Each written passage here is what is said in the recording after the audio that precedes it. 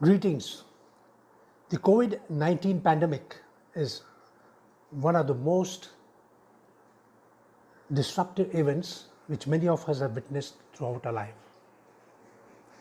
It is very evidently affecting not only nations, communities, businesses, but also individuals like you and me. So it's very important for us to identify what progress or regress has been made during the past 1 month, that is between 30th of June to 31st of July. Let me first start with the countries in South Asia, in particular, who have done well. You first come on to Bhutan, the small Himalayan kingdom, which is also known as Shangri-La, has seen a very marginal rise in the number of cases by about less than 30. It has maintained a very steady concern and ensured that containment works primarily by not allowing major entries through its national boundaries. Thus, national restrictions have been kept in place. Now, let's look at another country, Myanmar. In Myanmar too, the increase has been just about over 30s, and it is a very progressive sign, I believe, to ensure that it has ensured that there is only limited numbers have taken place. In fact, active cases in Myanmar have reduced by almost 250. Another country which has seen good success in containing COVID is Sri Lanka. Incidentally, this is important because Sri Lanka is going to go for the parliamentary elections on 5th of August. As far as the increase in the number of cases from 30th of June to 31st of July is concerned, in Sri Lanka, there have been just about 700 plus numbers increased. The active cases are in fact have come down by almost 700. That is a very good figure, while the fatalities have remained at 12 and constantly in the last 2 months. Now, countries which have not done as well as these, but still they are reasonably progressive, is one is Maldives. You have in Maldives, the number of cases have increased by about 1500. The active cases, however, have come down by around 600. The number of fatalities has increased by 7. Maldives, incidentally, is also opened for tourism on 15th of July, and I believe a large number of tourists already flocking on the atoll nations to enjoy the beauty of the marine waters, undermarine waters.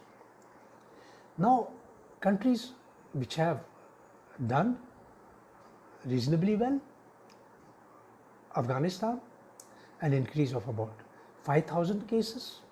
Active number of cases again come down by around 5,000.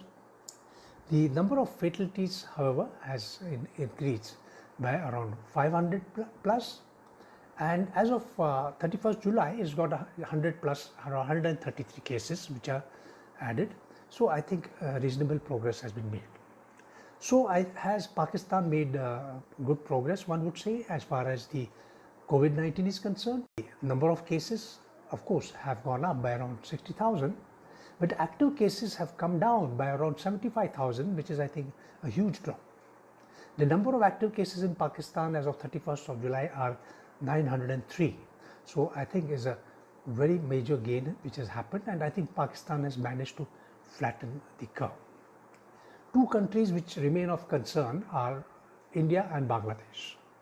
Now, as far as Bangladesh is concerned, the number of cases which have increased is around 50,000, though the active cases which are there have also increased, though not as huge as the numbers, but definitely the number is around 15,000 plus, which implies that the curve has not been flattened. Similarly, the number of fatalities has increased by around 1,400 or so. So that is another aspect of concern. The major concern, of course, happens to be India. In India, in the last 1 month, there has been a dramatic rise in the number of cases by almost, and now today it is almost 1.6 million or 1.7 million touching it. The active cases in India have increased to 5,65,000 Earlier there was just about 2,21,000. The number of cases which are being added each day in the month of July has also dramatically increased, and as of 31st of July it is 57,000. Gradually the 30,000, the 40,000 and the 50,000 mark has been crossed in the month of July. Now some would say that this is because of the additional testing which has been carried out, because India has vastly expanded the testings. As far as the fatalities are concerned, the fatalities have almost double but less so, and today the fatalities stand at 36,560.